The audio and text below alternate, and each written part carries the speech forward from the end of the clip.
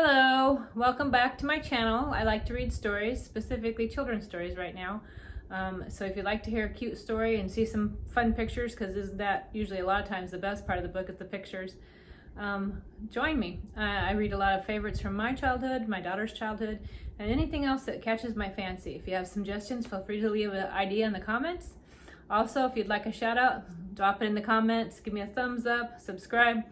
Also, yesterday I read the book Miss Hazeltine's Home for Shy and Scared Cats, and forgot three very important kitties I wanted to say hello to. The first one is Tolkien, who belongs to my youngest daughter, and he's a little Spitfire ginger kitty.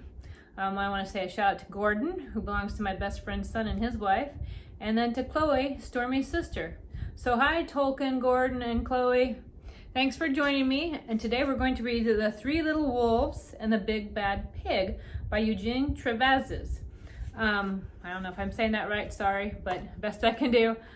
My daughter found this book when we were living in Iowa. She was probably about 4, and we read it and just fell in love with it. It's an awesome book, so here we go.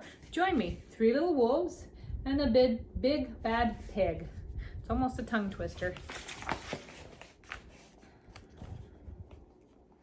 And turn the pages here. Once upon a time there were 3 cuddly little wolves with soft fur and fluffy tails who lived with their mother. The first was black, the second was gray, and the third was white. One day the mother called the 3 little wolves around her and said, "My children, it is time for you to go out into the world. Go and build a house for yourselves, but beware of the big bad pig." "Don't worry, mother, we will watch out for him," said the 3 little wolves, and off they went. There they are. By their mama. Soon they met a kangaroo who was pushing a wheelbarrow full of red and yellow bricks. "Please, will you give us some of your bricks?" asked the 3 little wolves. "Certainly," said the kangaroo, and she gave them lots of red and yellow bricks. So the 3 little wolves built themselves a house of bricks. There's the kangaroo giving them some bricks, and there they are building nice brick house. The very next day, the big bad pig came prowling down the road and saw the house of bricks that the little wolves had built. The 3 little wolves were playing croquet in the garden. When they saw the big bad pig coming, they ran inside and locked the door. There's the big bad pig, and look, there he is, lurking by their house while they play croquet. Time to run inside. The pig knocked on the door and grunted, little wolves, let me come in." "No, no, no," said the 3 little wolves. "Not by the hair on our chinny chin chins. We will not let you in, not for all the tea leaves in our china teapot." "Then I'll huff, and I'll puff, and I'll blow your house down," said the pig. So he huffed and he puffed and he puffed and he huffed, but the house didn't fall down. The house didn't fall down. But the pig wasn't called big and bad for nothing. He went and fetched his sledgehammer and he knocked the house down. And the 3 little wolves only just managed to escape before the bricks crumbled, and they were very frightened indeed. Goodness, he is big and bad. My goodness. "We shall have to build a stronger house," they said. Just then they saw a beaver who was mixing concrete in a concrete mixer.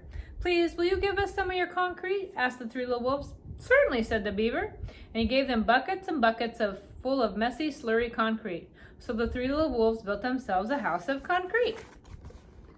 There they are, building their house. Gonna make it stronger than brick. It's gonna be made out of concrete. No sooner had they finished than the big bad pig came prowling down the road and saw the house of concrete the 3 little wolves had built. They were playing battledore and shuttlecock in the garden, and when they saw the big bad pig come in, they ran inside their house and shut the door. The pig rang the bell and said, "Little wolves, frightened little wolves, let me come in." "No, no, no," said the 3 little wolves. "Not by the hair on our chin chins ends. We will not let you in, not for all the tea leaves in our china teapot." "Then I'll huff, and I'll puff, and I'll blow your house down," said the pig. So he huffed and he puffed, and he puffed and he huffed, but the house didn't fall down. There he is prowling, and they're outside playing battledore and shuttlecock. But he wasn't called big and bad for nothing. He went and fetched his pneumatic drill and smashed the house down. And the 3 little wolves managed to escape with their chinny chin chins, were trembling and trembling and trembling. Goodness gracious. Look at all that destruction. He is a big bad pig. Goodness. We shall build an even stronger house, they said, because they were very determined. Just then they saw a truck coming along the road carrying barbed wire, iron bars, armor plates, and heavy metal padlocks. Please, will you give us some of your barbed wire, a few iron bars, some armor plates, and some heavy metal padlocks, they said to the rhinoceros who was driving the truck. Sure, said the rhinoceros, and he gave them plenty of barbed wire, iron bars, armor plates, and heavy metal padlocks. He also gave them some plexiglass and some reinforced steel chains because he was a generous, kind-hearted rhinoceros. So the little wolves built themselves an extremely strong house. It's probably the strongest and securest house one could imagine. They felt absolutely safe. Goodness, look at that. It looks so strong, doesn't it? I mean, look at all the barbed wire and everything. Pretty safe, I would say. The next day, the big bad pig came prowling along the road as usual, and the three little wolves were playing hopscotch in the garden. When they saw the big bad pig coming, they ran inside their house, bolted the door, and locked all 37 padlocks. The pig dialed the video entrance phone and said, "Little frightened wolves with the trembling chins, let me come in." "No, no, no," said the little wolves. "Not by the hair on our chins. We will not let you in. Not for all the tea leaves in our china teapot." "Then I'll huff, and I'll puff, and I'll blow your house down," said the pig. So he huffed and he puffed, and he puffed and he huffed, but the house didn't fall down.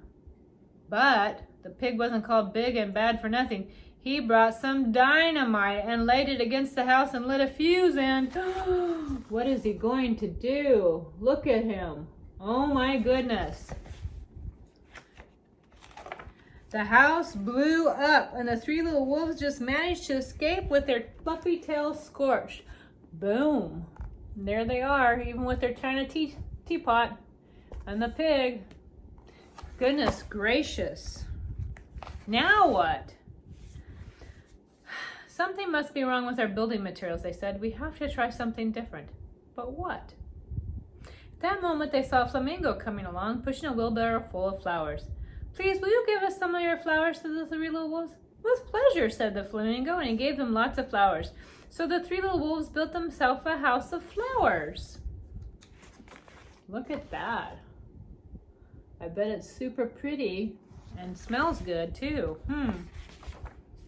One wall was marigolds, one was daffodils, one was pink roses, and one was cherry blossoms. The ceiling was made of sunflowers, and the floor was a carpet of daisies. And they had water lilies in the bathtub and buttercups in the refrigerator.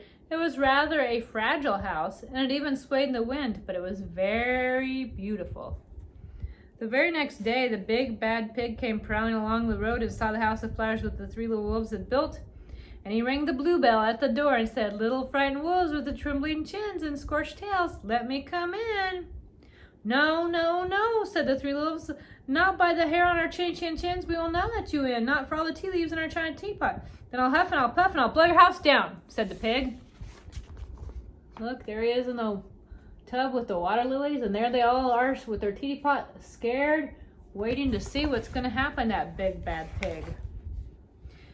But as he took a deep breath, ready to huff and puff, he smelled the soft scent of flowers. It was fantastic. And because the scent was so lovely, he took another breath and another. And instead of huffing and puffing, he began to sniff. He sniffed deeper and deeper until he grew quite filled with the fragrant scent, and his heart grew tender, and he realized how horrible he had been. Right then and there, he decided to become a big, good pig. He started to sing and dance the tarantella. Look it. He's got a change of heart. Now he's happy. And the wolves were looking at him going, what's going on? At first, the three little wolves were a bit worried. It might be a trick. But soon they realized the pig had truly changed. So they came out of the house and they started playing games with him. First they played pig pong. Then they played piggy in the middle. And when they were all tired, they invited him into their house. Look at that. They're becoming friends. They offered him tea and strawberries and wolfberries and asked him to stay with them as long as he wanted. And Pig accepted, and they lived happily ever after together.